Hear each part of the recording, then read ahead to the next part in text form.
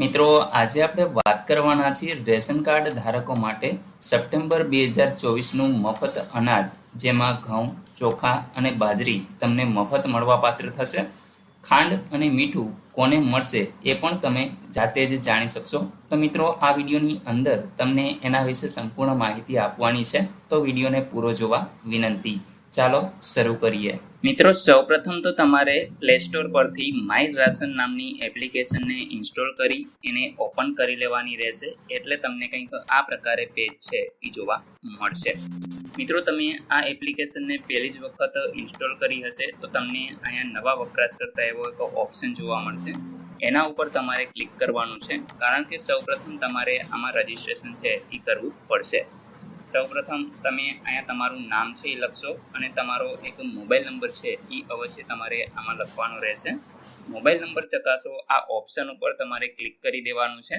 એટલે મિત્રો તમારા મોબાઈલ નંબર ઉપર એક ઓટીપી આવશે, જેને તમારે વેરીફાઈ કરવાનો રહેશે અને ત્યાર પછી તમારે એક પાસવર્ડ છે એ ક્રિએટ કરવાનો રહેશે.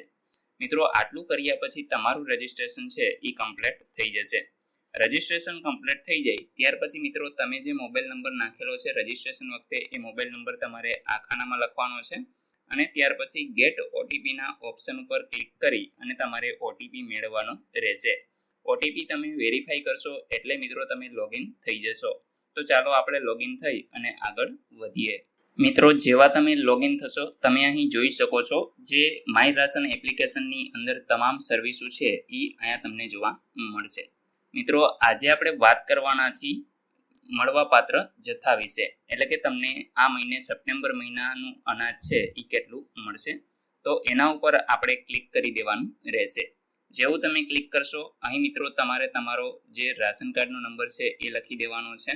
અહીંયા આપણે વર્ષ ઓટોમેટિક સિલેક્ટ થયેલું આવશે અને મંથ પણ હાલ જે હાલતો હશે એ જ ઓટોમેટિક તમને જોવા મળશે. આ જે કેપ્ચા જોવા મળે છે એ જ કેપ્ચા તમારે અહીંયા લખી દેવાના છે અને ત્યાર પછી વિગત બતાવો આ ઓપ્શન ઉપર તમારે ક્લિક કરી દેવાનું રહેશે. મિત્રો આ તમામ વિગત આપણે ભરી અને આગળ વધીએ તે પહેલા અહીંયા આપણે એક સૂચના પણ છે જે તમે વાંચી શકો છો કે બપોરે 2 થી 2.5 કલાકના સમયગાળા દરમિયાન અહીં સિસ્ટમ છે એ મેન્ટેનન્સની અંદર હોવાથી તમે આમાં જોઈ શકશો નહીં. તો મિત્રો આ અડધી કલાકનો સમય છે એ મેન્ટેનન્સ માટે હોય છે. તો એ સમય દરમિયાન તમે માય રાશન એપ્લિકેશનનો ઉપયોગ છે એ નહીં કરી શકો. બાકીના સમય પ્રમાણે તમે છે એ આ તમામ વિગત જોઈ શકશો. મિત્રો જેવા તમે લોગિન થશો અહીં તમે જોઈ શકો છો કે આ એપીએલ કાર્ડ ધારકો છે એમનો જથ્થો અહીંયા તમને જોવા મળશે.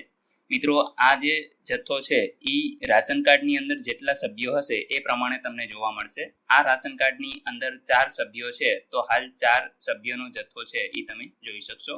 તમારા રાશન કાર્ડની અંદર વધારે સભ્યો હશે તો વધારે જથ્થો તમને જોવા મળશે, ઓછો હશે તો ઓછો જથ્થો જોવા મળશે. તો એ પ્રમાણે અહીંયા ફેરફાર હોઈ શકે છે. હવે અહીંયા તમે જોશો તો તમારું રાશન કાર્ડનો નંબર તમને જોવા મળશે અને કયા મહિનાનું અનાજ તમને અહીંયા મળવાપાત્ર કેટલું છે એ તમે અહીંયા જોઈ શકશો. મિત્રો સૌપ્રથમ તો બાજરી છે એ તમને 4 કિલોગ્રામ મળશે, એટલે કે વ્યક્તિ દીઠ 1 કિલોગ્રામ તમને મળવાપાત્ર થશે. એ જ રીતે ઘઉં છે એ તમને વ્યક્તિ દીઠ 1 કિલોગ્રામ મળવાપાત્ર થશે, એટલે કે 8 કિલો અહીંયા તમે જોઈ શકો છો. ત્યાર પછી ચોખાની વાત કરીએ તો સેમ 2 કિલો તમને વ્યક્તિ દીઠ મળવાપાત્ર રહેશે. ત્યાર પછી મિત્રો જે મીઠું છે એ તમને 1 કિલો મળશે, જે 1 રૂપિયાના ભાવે મળવાપાત્ર થશે. અહીં મિત્રો આ અનાજ છે એ મફત તમને મળવાપાત્ર છે. એક મીઠું 1 રૂપિયાના કિલો લેખે તમને મળશે. તો મિત્રો આ 4 વ્યક્તિઓ માટે રાશનનો જથ્થો તમે અહીંયા જોઈ શકો છો. તમારે વધારે કે ઓછો હોઈ શકે છે, એ વ્યક્તિ પર આધાર રાખે છે. મિત્રો આ થઈ એપીએલ રાશન કાર્ડ ધારકોની વાત. હવે આપણે વાત કરીશું બીપીએલ રાશન કાર્ડ ધારકોને કેટલું અનાજ મળવાપાત્ર છે. મિત્રો બીપીએલ રાશન કાર્ડ ધારકો માટે અહીં બાજરી છે એ 3 વ્યક્તિઓ માટે 3 કિલોગ્રામ મળવાપાત્ર છે. એ જ રીતે ઘઉંની વાત કરીએ તો વ્યક્તિ દીઠ 2 કિલોગ્રામ એટલે કે 6 કિલો મળશે. ચોખાની વાત કરીએ તો ચોખા પણ 6 કિલોગ્રામ તમને મળવાપાત્ર થશે. ત્યાર પછી મિત્રો બીપીએલ કાર્ડ ધારક હોય તો એમને ખાંડ છે એ 1 કિલો ને 50 ગ્રામ છે એ મળવાપાત્ર થશે. તો એ 22 રૂપિયા લેખે તમને મળશે. ત્યાર પછી મીઠું 1 કિલોગ્રામ 1 રૂપિયા લેખે તમને અહીંયા મળવાપાત્ર થશે. તો મિત્રો આ બીપીએલ રાશન કાર્ડ ધારક જે છે એમના 3 સભ્યો માટે આ અનાજનો જથ્થો છે અને એમાં એક ખાંડ છે એ વધારાની તમને મળશે, જેના 22 રૂપિયા તમારી પાસેથી લેવામાં આવશે. બાકી જે તમામ ઉપર બાજરી, ઘઉં અને ચોખા છે એ તમને મફત આપવામાં આવશે. તો મિત્રો આ બીપીએલ રાશન કાર્ડ ધારકો માટેનો જથ્થો છે. હવે આપણે વાત કરશું અંત્યોદય રાશન કાર્ડ ધારકોને કેટલો અનાજનો જથ્થો મળવાપાત્ર છે. મિત્રો અંત્યોદય રાશન કાર્ડ ધારકોમાં પણ 3 સભ્યો માટેનો આ જથ્થો અહીંયા તમે જોઈ શકો છો. તમારા પરમિટની અંદર જેટલા પણ સભ્ય હશે એ પ્રમાણે તમે અહીંયા જથ્થો છે એ મળવાપાત્ર રહેશે. તો મિત્રો અંત્યોદય બાજરી છે એ તમને 5 કિલોગ્રામ મળશે. ત્યાર પછી અંત્યોદય ઘઉંની વાત કરીએ તો 15 કિલોગ્રામ તમને મળશે. ચોખા 15 કિલોગ્રામ મળવાપાત્ર છે. એ જ રીતે ખાંડ છે એ 15 રૂપિયાની 1 કિલો લેખે તમને મળવાપાત્ર થશે.